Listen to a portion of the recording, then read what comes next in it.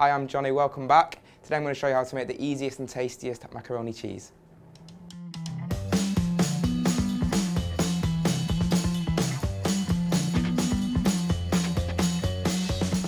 First step, I've had the pasta cooking and it's ready to come out. So get yourself a colander, give it a pour. Next step is what we're going to do is going to make a simple roux. So first what we're going to do is we've got the butter. We're going to get that into a pan. And the beauty about a bechamel is it's a very easy white sauce to do, because in this recipe we've got 160 grams of butter, 160 grams of flour and 1600 grams of milk which I've had warming through. So it's all equal quantities and it's all very easy to remember. But if you can't remember, make sure you have a look at the description box and you can get all of the ingredients there. So I've got the butter in, it's foaming. If you just have a look, I've got my flour. So I'm going to pour all this in. This way you've got to be quick. Off the heat, get it all mixed in. And it will, say in 2-3 minutes, it's going to start to thicken up again. Then it will start to soften. So what I've had milk warming through. Essential, absolutely essential that it's hot, or warm at least, because you can't add, there's no point adding cold liquid to that, it's just going to shock it, and we're not going to cook it, are we? So this is now ready to go. Grab yourself a ladle. Obviously with your milk, people add bay leaves, cloves, onions, thyme. I just took a sprig of thyme in there, let it go nuts, let it infuse, and then let it do its business really. So a ladle at a time.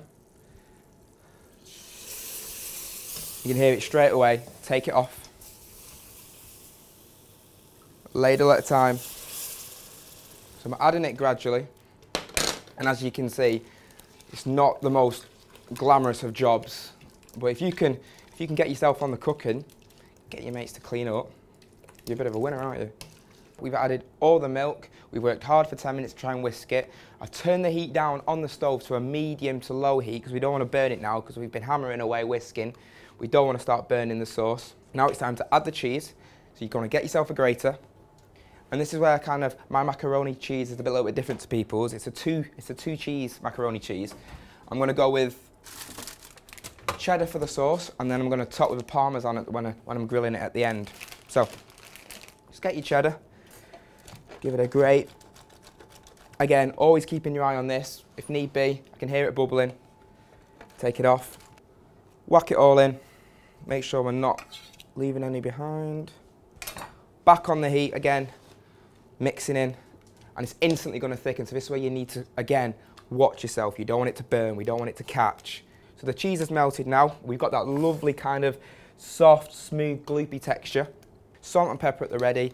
Got to make sure that what you've got to remember is the cheese is a bit salty, so we're not going to need a lot of salt. So give it a quick taste. Doesn't need anything. It definitely needs pepper. Touch of salt. Not going to go crazy. There's a lot of sauce in there, so just remember that. Needs pepper. You want that kind of just a little bit of something about it, you know what I mean?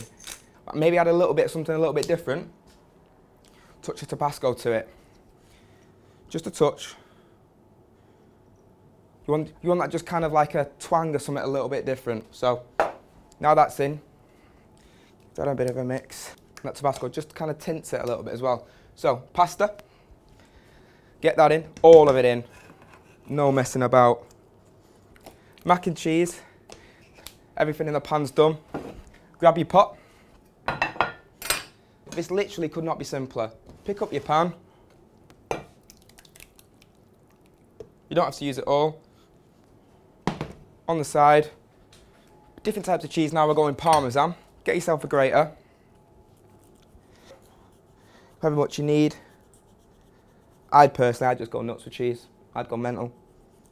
Get it all in there.